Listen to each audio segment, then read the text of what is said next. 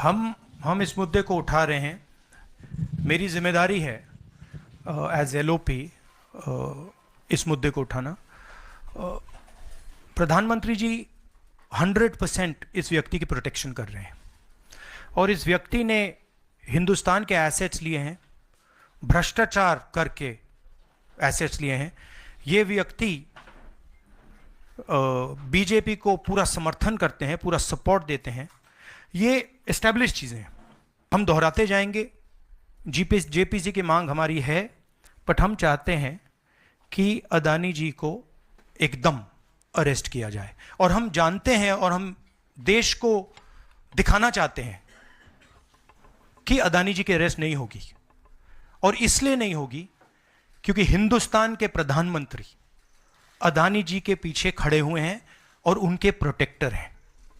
आप लोग हिंदुस्तान के युवा, आप लोगों को रोजगार नहीं मिलता, महंगाई बढ़ती जाती है, छोटा सा कोई क्राइम करता है जेल चला जाता है,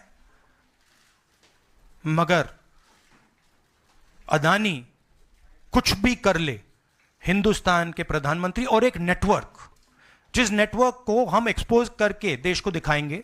ये एक व्यक्ति नहीं है, ये अलग अलग पोजीशंस में लोग बैठे हुए हैं और एक एक करके हम आपको दिखाएंगे ये कौन लोग हैं। माधवी बुच का हमने आपको क्लियरली दिखाया है और आगे भी हम आपको रिवील करेंगे ये लोग कौन हैं जिन्होंने हिंदुस्तान को हाईजैक किया है। राहुल जी, यही पूछना चाह रही थी कि जेपीसी की मांग पर क्या विपक्ष के तमाम पार्टियों से भी आपकी बात हुई है? इस पर आप कोशिश करेंगे आने वाले सत्र में? जेपीसी इज इंपॉर्टेंट, जेपीसी होनी चाहिए, मगर अब सवाल यह है कि अदानी जी जेल के बाहर क्यों हैं?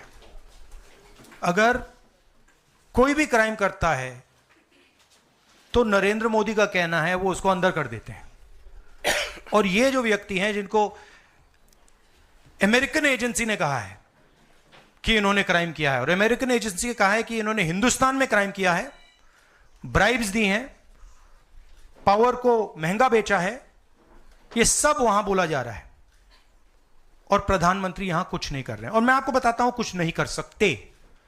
अगर वो करना भी चाहें वो नहीं कर सकते हैं क्योंकि वो अदानी जी के कंट्रोल में है। ये मेरा मेन मैसेज देश को ये है, जेपीसी है, अदानी जी के अरेस्ट है, मगर मैं जनता को कहना चाहता हूं आप नोट कीजिए, स्कैम किया है 2000 करोड़ रुपए का, मगर मैं आपको गारंटी देके कह रहा हूं यह व्यक्ति ना अरेस्ट होगा ना इस पे इन्वेस्टिगेशन होगा क्योंकि प्रधानमंत्री इसके साथ जुड़े हुए हैं। मौसमी राहुल जी, आपने कहा कि प्रधानमंत्री की एक तरीके से साठगांठ है और लगातार आपका जो स्टैंड है वो विंडिकेट कहीं ना कहीं हुआ। क्या आपको लगता है, क्योंकि आप कह रहे हैं कि इनको अरेस्ट होना चाहिए भारत में भी, जो राज्य सरकारें हैं और जो रिपोर्ट आई है, जो फैसला है, उसमें भी कई राज्य सरकारों की संलिप्ति है जिन्होंने ब्राइब ली है, तो क्या जो राज्य सरकारें हैं, चाहे वो कर्नाटक सरकार हो, तेलंगाना ने MOU साइन किया 2024 इकोनॉमिक फोरम में, क्या प्रोएक्टिव कदम लेके आप अपनी सरकारों को संदेश देंगे? बिल्कुल अदानी जी का अरेस्ट होना चाहिए और जो भी इस मामले में इन्वॉल्व है उस पर कार्रवाई होनी चाहिए, चाहे वो कहीं का भी हो, कोई भी हो। हाँ सिद्धार्थ, आपने स्टेट्स के नाम लिए, राजस्थान भी इसमें इन्वॉल्व है। कुछ ही महीने पहले बीजेपी की सरकार ने इसी तरीके का कॉन्ट्रैक्ट राजस्थान में किया, and which is the other state, Maharashtra में भी बीजेपी की सरकार ने ऐसा ही कॉन्ट्रैक्ट किया है। वही कॉन्ट्रैक्ट छत्तीसगढ़ में था। तो मेरा कहना है जहां भी ये हुआ है, चाहे ऑपोजिशन की सरकार हो चाहे बीजेपी की सरकार हो, इन्वेस्टिगेशन होना चाहिए, पनिशमेंट होनी चाहिए, मगर मेन बात है जो किंग पिन है, जो सेंटर है, उसको जेल में जाना चाहिए, अरेस्ट होना चाहिए और उसका इन्वेस्टिगेशन होना चाहिए, इंटरोगेशन होना चाहिए, पता लगाना चाहिए कि इसके पीछे कौन है। सर, आप कह रहे हैं कि भ्रष्टाचार किया है अडानी ग्रुप ने, और मैं नहीं कह रहा हूं, जो सामने बात आ रही है। नहीं, आप क्लियर रहिए, मैं नहीं कह रहा हूं। यूनाइटेड स्टेट्स में इन्वेस्टिगेशन हुआ है, FBI ने इन्वेस्टिगेशन किया है, FBI कह रही है। मैं पहले से रिपीट करता जा रहा हूं कि अदानी जी हिंदुस्तान में रोज भ्रष्टाचार कर रहे हैं, मगर ये अमेरिका की फेडरल ब्यूरो ऑफ इन्वेस्टिगेशन ने कहा है। तो क्या सर अब जो विपक्ष की सरकारें हैं जहां जहां पर अडानी की के जो प्रोजेक्ट्स हैं उनका भी अब रिव्यू होना चाहिए कि किस चीजों से दिए गए हैं और क्या बॉयकॉट करेगा विपक्ष? मैंने कल 2-3 दिन पहले एक प्रेस कॉन्फ्रेंस में बिल्कुल साफ कहा है, जहां भी करप्शन है वहां पे इन्वेस्टिगेशन होनी चाहिए, मगर इन्वेस्टिगेशन अदानी जी से शुरू होगी और जब तक अदानी जी अरेस्ट नहीं होंगे तब तक क्रेडिबल बात नहीं बनेगी। तो शुरुआत वहां से है, अदानी जी को अरेस्ट कीजिए, उनका इंटेरोगेशन कीजिए और फिर जो भी इसमें इन्वॉल्व है पकड़िए। और एंड में मैं आपको बता रहा हूं नरेंद्र मोदी जी का नाम निकलेगा, क्योंकि बीजेपी की पूरी फंडिंग, पूरा फंडिंग स्ट्रक्चर इस व्यक्ति के हाथ में है। इसीलिए प्रधानमंत्री चाहे भी कुछ नहीं कर सकते हैं। एक प्रकार से अदानी जी ने हिंदुस्तान को हाईजैक कर लिया है, हिंदुस्तान अदानी जी के ग्रिप में है, इसलिए उनके हिंदुस्तान के एयरपोर्ट्स, पोर्ट्स, डिफेंस इंडस्ट्री, ये पार्टनरशिप है। एक तरफ नरेंद्र मोदी जी और एक तरफ अदानी जी। और मैं आपको यहां कह रहा हूं कि नरेंद्र मोदी जी अदानी को अरेस्ट नहीं कर सकते हैं, कैपेबिलिटी नहीं है हिंदुस्तान के प्रधानमंत्री की कि वो अदानी जी को अरेस्ट करें, क्योंकि जिस दिन उन्होंने अदानी जी को अरेस्ट किया उस दिन वो भी जाएंगे। आपने कहा कि हम बहुत दिनों से ये अदानी जी का मुद्दा उठा रहे हैं और आपने कहा कि कुछ हो नहीं रहा है, और मैं इसको हिंदी में दोहराना चाहता हूं, ये गलत है। बहुत कुछ हो रहा है। जो नरेंद्र मोदी जी की जो क्रेडिबिलिटी थी उसको हमने चूर चूर कर दिया है। पूरा देश जानता है कि नरेंद्र मोदी और अदानी जी एक हैं। पूरा देश जानता है कि इंडिया में अदानी जी सेफ हैं और उसका कारण नरेंद्र मोदी है। और आप ये मत सोचिए कि हम इस बात को छोड़ देंगे। हम आस्ते आस्ते आस्ते आस्ते देश को ये पूरा का पूरा नेटवर्क दिखा देंगे। ये कौन लोग हैं, कहां बैठे हैं, किस किस स्ट्रक्चर में बैठे हैं। माधवी बुच हमारा पहला उदाहरण था।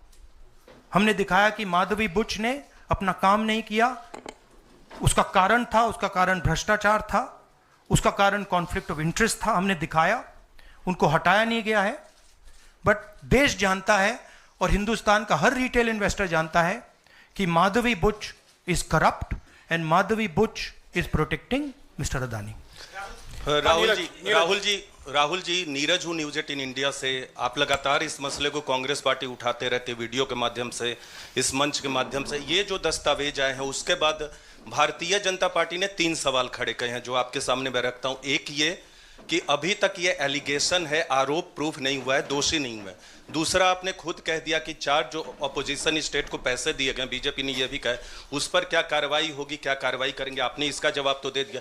और तीसरा उन्होंने सवाल ये खड़ा किया है कि क्योंकि संसद का सत्र आने वाला है, 20 जनवरी को डोनाल्ड ट्रंप आने वाले हैं, इसकी टाइमिंग को लेकर भी सवाल खड़े हो रहे हैं। क्या ये जो अमेरिका से जो अमेरिका ने इन्वेस्टिगेशन जो बीजेपी ने कहा वो मैं आपके सामने रख रहा हूं। तो ये 3 सवाल है। एक का जवाब आपने दे दिया है कि कोई भी राज्य हो उस पर कार्रवाई हो, बाकी 2 के जवाब। तो आप बीजेपी के सवाल यहां क्यों रख रहे हो?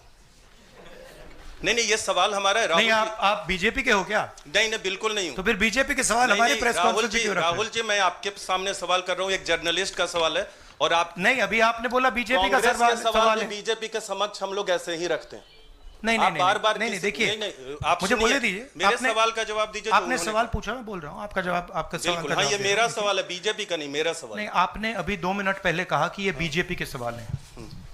आपने ही स्वयं, ब्रदर, आपने स्वयं बोला बीजेपी ने इसको रखा है सामने इस मसले पे, मैंने ये कहा है। नहीं, आपने बोला ये बीजेपी के सवाल हैं और मैं पूछ रहा हूं। I know, but I am just stating a fact. He said that they are BJP's questions. It's interesting to me that the media is asking BJP's questions to the opposition. It's interesting. But anyway, I will leave that. जहां तक बाकी states की issue है, मैंने कह दिया है कि जहां भी करप्शन हुआ है वहां लोगों को पकड़िए, अंदर कीजिए, इन्वेस्टिगेशन कीजिए। ट्रंप का आना जाना वो अलग बात है। देखिए, ये इन्वेस्टिगेशन पुरानी इन्वेस्टिगेशन है और ये सिर्फ एक एस्पेक्ट है अदानी जी का। अदानी जी सिर्फ पावर प्रोजेक्ट्स में नहीं है। अदानी जी ने मोदी जी की मदद से बांग्लादेश में काम किया है।